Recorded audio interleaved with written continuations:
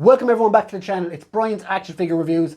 Today I've got a brand new Spider-Man Retro Series figure, the newest wave for the Retro Series, and this one is Jack-O-Lantern. Now, I may be wrong on this, but I think this is the Jason McIndale version of Jack-O-Lantern, who also was the Hobgoblin for a time. And this is really cool. I love the amount of accessories he comes with, and it is like a big improvement on the modern one we got not so long ago. Again, a different Jack-O-Lantern, so you can have both. But this is my first time having this one anyway. And very cool, very happy to get him. Again, you've got the Spider-Man Retro card for all those Mint on card collectors. And if not, like me, you can be taking him out of the box and you got loads of stuff. So I will have a look at the box and the packaging before we do that. So let's do that now. So let's take a look at the packaging for Jack-O-Lantern. On the top there, you can see he's got the Spider-Man logo and the classic Marvel Comics logo too. It says here Hovercraft, which is of course this little spinny thing here. And you've got a cool picture of Jack-O-Lantern sitting up on that. That would be tough to recreate in figure form, I would say. On the back, you've got the classic, it's like an upside down Mexican hat or something. A mercenary in an armored suit, Jack-O-Lantern terrorizes New York on his hovercraft as the infamous flame-headed villain. He's got better CGI than the Marvel Cinematic Universe there, I think. And you got a load of logo or legalese and what have you, legal jargon, whatever you want to call it, back there. And you got a cool picture here. So yeah, let's get the Jack-O-Lantern out of the box. So here is Jack-O-Lantern up on the swingamajig, and I am very impressed with this figure. Now obviously balance is an issue when you put both feet on the hoverboard thing, but he can stand up fairly well with just one foot on it, and I have to say he looks really cool and very menacing as well.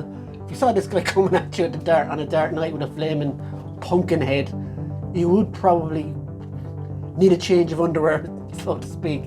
But yeah, he's really nice, an excellent figure, and I'm looking forward to going deeper. He does have a lot of accessories as well, including the big giant one that he's stepping on at the moment. So I can't really say too much more. Let's just get him off the swingamajig and see what happens. So here is Jack-O-Lantern down off the swingamajig. And the first thing I noticed when I took him off, the kind of flying disc thing, how imposing of a guy he is. He's quite tall of a figure. Now I just want to, like, for a second, just put him next to Spider-Man to give you some context. Maybe it's the flame now or whatever, but he does look like quite tall of a figure. With that said, let's get on with the accessories.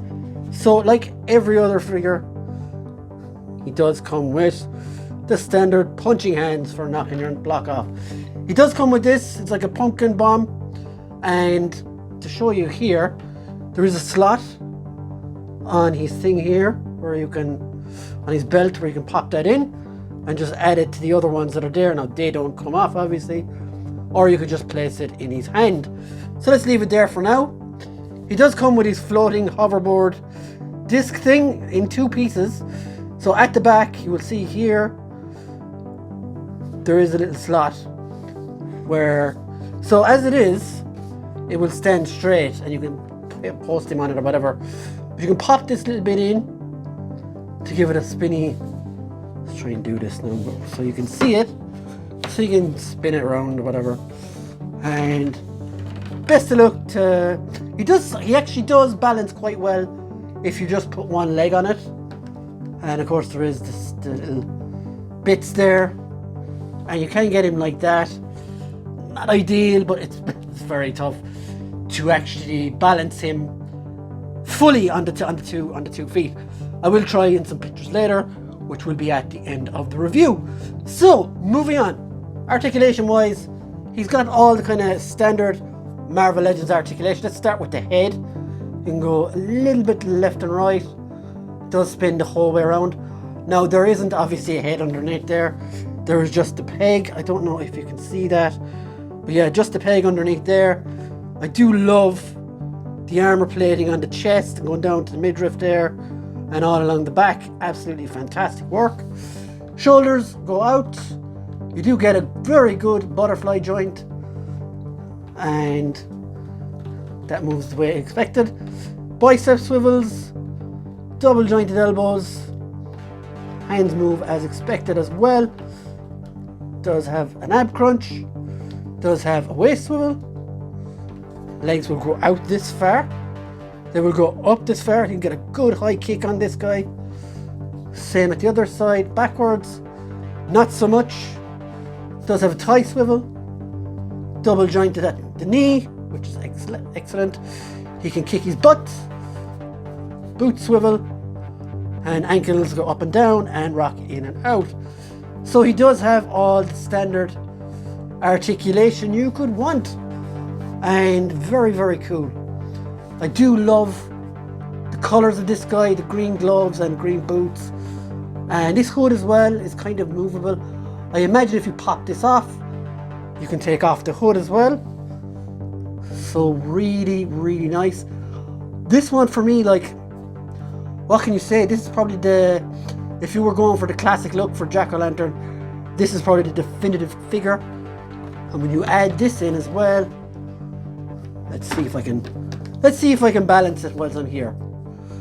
Probably not, but we'll give it a go for entertainment purposes alone, I suppose. No, that's not going to work. That's not going to work for me. But it is a fantastic figure. Really, really nice. And like so far, this wave has been really, really good. It would be cool if we could like have a stand like the one that came with Hawkeye with the bike and put that up on top of it. That would be class, I think. Oh, nearly there, but no.